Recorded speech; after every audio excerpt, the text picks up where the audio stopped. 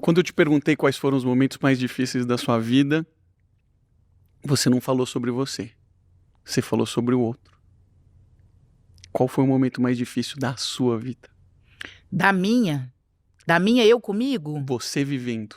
Você falou pra mim que você catou sucata pra ir na escola. Qual foi o momento que foi mais difícil, desafiador? Não no momento, porque talvez você não tivesse nem entendimento de que aquilo ali estava sendo difícil. Mas quando você olha pra trás e você fala, isso foi muito difícil. O que eu vivi ali, e talvez não tenha sentido, talvez não tinha tido capacidade de entender, porque talvez como jovem não tinha referência sobre o que é a vida. Hoje você tem referência, hoje você sabe o que é catar sucata. Qual foi o momento? O momento mais difícil, olhando por essa perspectiva, é do 0 aos 7 anos a gente define a nossa vida inteira. A nossa psique vai se formar até os 7 anos. Então, tudo que você faz com uma criança até a essa idade vai determinar a forma com que ela enxerga as coisas posteriormente. O amor, o dinheiro, o sucesso, o progresso. Até os 7 anos eu passei muito estímulo negativo. Foi muito descrédito. Então, quando você fala, né, catar sucata, né? Eu queria muito estudar. Os meus pais não tinham essa perspectiva. Para os meus pais, no máximo, a gente faria ensino médio. Então, ali do 0 ao 7, eu queria livros, eu queria... E minha mãe e meu pai não achavam isso importante. Então, passa por eles, passa pela minha vizinhança, passa pelos meus irmãos. Então, eu vivia num meio muito incipiente em relação às minhas próprias crenças, em relação aos meus sonhos. Eu lembro que eu era pequena e eu ouvia Pavarotti. Jura? Eu pegava o meu dinheirinho, meus irmãos vendiam a sucata deles e comprava pão, comida para comer em casa. Eu comprava livro e comprava CD do Pavarotti. Aí eu punha CD, minha mãe falava, meu pai tem que levar essa menina no psiquiatra, essa menina é doida, ela ouve ópera. Então eu fui criado num ambiente, não os culpo de forma nenhuma, meus pais fizeram o que eles tinham com o que eles podiam. E meus irmãos, e o meu entorno, e o meu bairro, tá tudo certo. Mas eu cresci num ambiente em que eu destoava muito, assim, os meus sonhos destoavam. Não é a minha inteligência, nem nada disso. Os meus sonhos destoavam daquele ambiente. Então, lutar para manter o sonho vivo foi muito difícil. Qual era o sonho exatamente?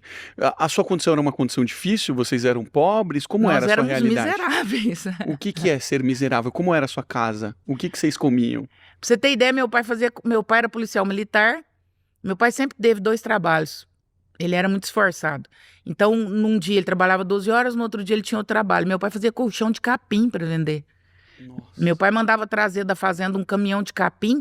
Não sei se quem nos assiste ou se você conhece, mas é capim mesmo, capim seco.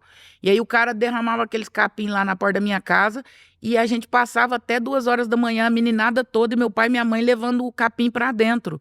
Porque senão alguém podia passar por fogo, queimava a produção do meu pai.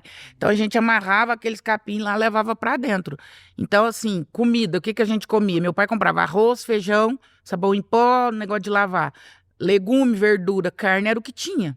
Então, se queria comer carne, minha mãe criava galinha. Horta, a gente tinha lá umas 4 hortas. Então, época de couve, era só couve. Época de beterraba, era só beterraba. Então, era monocultura na minha casa. Então, não tinha essa fartura de comer 8 coisas. Tinha, tipo, chuchu, beterraba, arroz, feijão. Aí, final de semana, meu pai comprava carne. Aí, era um bife para cada um.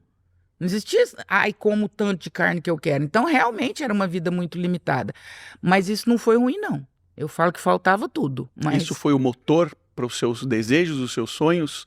Essa luta que você buscava pelo conhecimento era para suprir esse ambiente que você não tinha abundância? Não era para suprir, porque para suprir você tem que pensar na perspectiva da falta. E eu não sentia falta de nada.